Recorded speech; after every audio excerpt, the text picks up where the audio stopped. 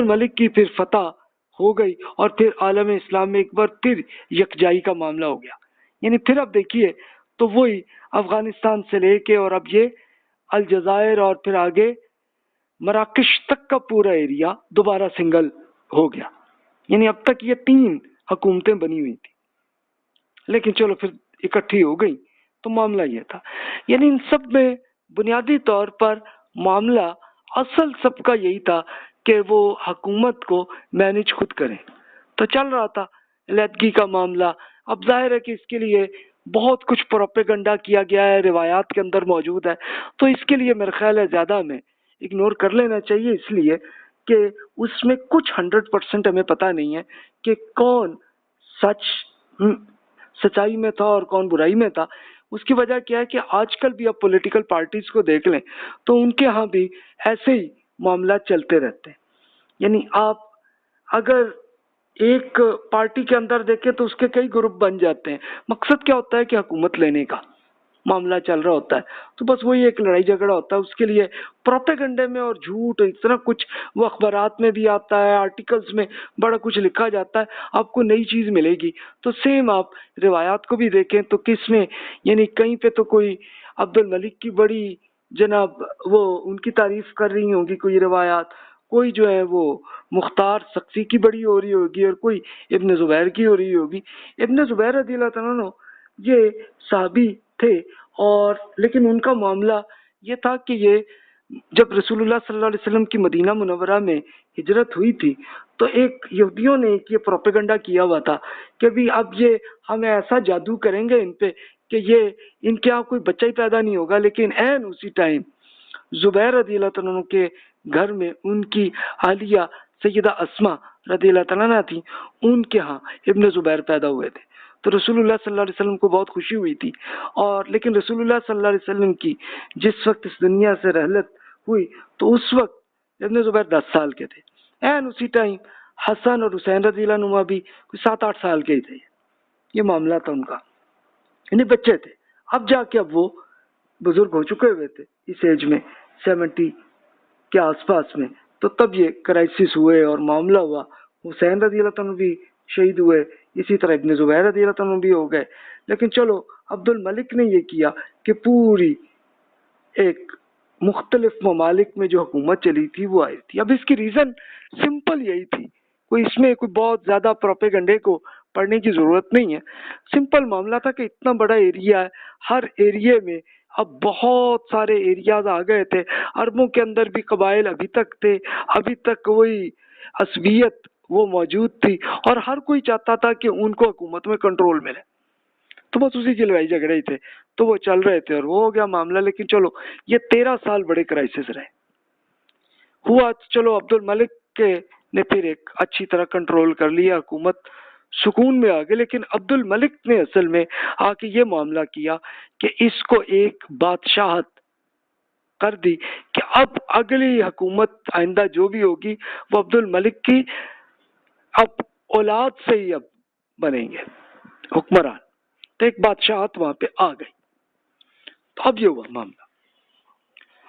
اب پھر بھی اس بادشاہت کے باوجود ابھی تک یہ چل رہا تھا سلسلہ کہ قرآن مجید میں جو حکم ہے امرہم شورا بینہم کہ مل جل کے تم فیصلہ کرو، تو وہ چلتا ہی رہا.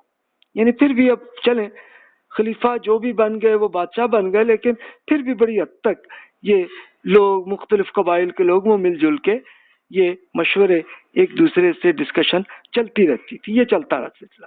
بنو امیہ کی یہ حکومت میں یہی رہا. اب یہ دیکھیے اگلے واقعات، اس میں جو اہم واقعات ہیں ثانیہ کربلا کے بعد زین العابدین رحمۃ اللہ علیہ جو حسین رضی اللہ عنہ کے بیٹے تھے، تو انہوں نے ایک بڑا اہم کام یہ کیا تھا کہ انہوں نے باقاعدہ جاتے ہوئے یزید پہ بیعت کر لی تھی. تو اور ایک بڑا سکون اور امن کا معاملہ رہا. اور یہ ایک اور شخصیت یزید کے بعد تھی عبید اللہ بن زیاد. یہ یزید نے اپنا گورنر عراق کا بنایا تھا، اور عبید اللہ بن زیاد ہی وہ صاحب تھے کہ جن کے زمانے میں کربلا ہوا تھا. تو یہ پورا جتنی روایات کے اندر الزامات ہیں وہ عبید اللہ بن زیاد پہ ہی ہیں اور یزید پہ. تو چلو جو بھی ہے اللہ بہتر جانتا ہے. اس لیے کہ اگر تو ہمارے سامنے یہ واقعہ ہوتا تو ہم پھر کچھ کہتے کہ جناب کس کی نیت کیا خراب تھی اور کس کی صحیح تھی، لیکن اب ہمارے پاس کچھ نہیں ہے، تو اس لیے اس میں حسن نہیں رکھنا چاہیے اور اللہ تعالیٰ بہتر جانتا ہے۔ اچھا، دوسرا واقعہ عبداللہ بن زبیر رضی اللہ تعالیٰ عنہ، جن کی حکومت 63 to 73 10 سال رہی تھی، چلے مکہ مکرمہ میں رہی اور مکہ سے کچھ ایریاز تک ان کی رہی اور پھر عراق میں بھی ان کی حکومت رہی۔ اچھا، ایک اہم واقعہ ہوا سانیہ حرہ، یہ 63 ہجری میں ہوا تھا کہ مدینہ منورہ کے بہت سے لوگوں نے بغاوت کر دی تھی، اور انہوں نے پھر یہ کیا کہ مدینہ کے جو گورنر اب تھے، کیونکہ ظاہر ہے اس زمانے میں یزید کا جو کیپٹل تھا وہ دمشق تھا جو آج کل سیریا میں، تو وہاں پہ حکومت تھی، تو یہاں کے گورنر اور ان پہ فیملیز پہ بڑا جناب لوگوں نے ایک یہ انقلاب کرنے کی کوشش کی۔ تو اس میں زین العابدین رحمۃ اللہ علیہ تھے، جنہوں نے ایک باقاعدہ عمل کیا کہ بنو امیہ کی پوری فیملیز کو انہوں نے اپنے گھر میں رکھ کے رکھا تاکہ ان کی سیکیورٹی رہے۔ تو اس وجہ سے زین العابدین رحمۃ اللہ علیہ پہ بنو امیہ بڑی محبت کرتے تھے، اور یہ کس کے؟ حسین رضی اللہ عنہ کے بیٹے تھے، یہ معاملہ تھا۔ پھر بنو امیہ میں آپس میں اختلافات رہے 63 میں، اور پھر آپس میں لڑائی جھگڑے میں چلو پھر اینڈ پہ آ کے مروان بن حکم جو پہلے مدینہ کے گورنر تھے ان کو حکومت ملی، وہ بھی تھوڑے عرصے میں فوت ہوئے، تو ان کے بیٹے عبد الملک کی حکومت آئی 65 ہجری میں، اور وہاں سے پھر آنورڈ انہوں نے پورے کنسولیڈیشن کر لیا معاملہ، تو پھر عبد الملک نے بادشاہت قائم کر لی۔ تو اصل میں عبد الملک سے ہی بادشاہت شروع ہوئی۔ تو عام طور پر اس کو خلافت و ملوکیت کی جیسی کتاب ہے مودودی صاحب کی، تو انہوں نے تو کچھ اس میں اختلاف بھی کروں گا ان سے، لیکن اصل میں یہ عبد الملک صاحب ہی تھے کہ جنہوں نے ایک طرح کی بادشاہت کی، لیکن بادشاہت یہ 100% ویسی نہیں تھی کہ بادشاہ جو کہیں جب ویسے ہی ہو جائے، نہیں، بلکہ پھر بھی یہ امرہم شورا بینہم کا بڑا حصہ چلتا رہا۔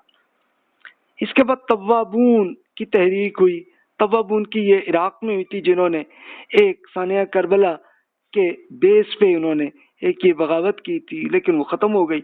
مختار ثقفی نے ایک پوری ایک تحریک کی اور وہاں پہ اپنی حکومت قائم کرنے کی کوشش کی تھی، لیکن بہرحال اب ابن زبیر عبداللہ بن زبیر رضی اللہ عنہ کے ذریعے یہ ختم ہوا۔ اور لیکن اس کے بعد حجاج بن یوسف یہ گورنر بنے عراق اور عرب کے، تو انہوں نے مختار ثقفی کی پوری، اور یہ پھر خوارج جنہوں نے حضرت علی رضی اللہ عنہ کو اور حسن رضی اللہ عنہ کو شہید کیا تھا، اور پھر انہوں نے معاویہ رضی اللہ عنہ کو شہید کرنے کی کوشش بڑی کی تھی، کامیاب نہیں ہوئے، تو وہ پوری بالآخر حجاج بن یوسف نے صحیح طرح سے کنٹرول کیا، اور پھر انہی کی ملٹری نے مکہ مکرمہ کو بھی دوبارہ فتح کیا، اور ابن زبیر رضی اللہ عنہ کی حکومت ختم ہو گئی۔ اب ظاہر نیت جس کی بھی جو تھی اللہ بہتر جانے، اس کا فیصلہ وہی کریں گے۔ تو بہرحال روایات میں جو کچھ ہے میں نے صرف اتنا حصہ ہی آپ کے سامنے بیان کیا کہ جو آپ یہ کہہ سکتے ہیں کہ جو حقیقتاً سامنے ہوا ہے، یہ بالکل ایسے ہی کہ جیسے آج کل کوئی واقعہ ہوا، جیسے مثال کے طور پہ 2001 میں ہوا 9/11۔ اب 9/11 میں یہ تو حقیقت ہے، پوری دنیا تمام انسان مانتے ہیں کہ 9/11 میں ہوا ہے، اور بہت بڑے بڑے ایریاز جو تھیں نیو یارک میں تو وہ تباہ ہو گئے تھے۔ چلو اتنا واقعہ تو ہے، سب میں اتفاق ہے، لیکن اس میں اختلاف ہے کس نے کیا اور کیا کیا، کس کی کیا نیت تھی، یہ اللہ بہتر ہی جانتا ہے۔ تو اس لیے ہسٹری میں ہمیں ان چیزوں میں نہیں پڑھنا چاہیے، میرا مشورہ یہی ہے۔ باقی اس پہ پروپیگنڈا بہت کچھ ہے، اور پروپیگنڈا میں ایک مین چیز ہوتی ہے کہ جھوٹ کو اتنا زیادہ پھیلائیں کہ سب لوگ سچ مان لیں، تو طریقہ یہی ہوتا ہے۔ تو اس لیے میں مشورہ یہی دوں گا آپ کو کہ اس پورے کرائسس میں بیسیکلی یہی تھا کہ حکومت جو بھی کرنا چاہ رہے تھے، اور اس میں معاملہ ہوا، اور بہرحال بنو امیہ کی حکومت بن گئی، اور یہ عبد الملک بن مروان کی حکومت اسٹیبلش ہو گئی، اور اسی کے گورنر حجاج بن یوسف تھے، اور وہ عراق کے ساتھ ایران اور ان سارے ایریاز کو کنٹرول اب وہی کر رہے ہیں۔ واقعہ یہی تھا۔ ہم اب اگلے واقعات پہ آتے ہیں۔ دوبارہ اب اچھی حیثیت آئی، اس کو استحکام، ترقی اور توسیع کا یہ تیسرا دور آیا۔ یہ 73 ہجری میں شروع ہوا اور 125 ہجری تک چلتا رہا۔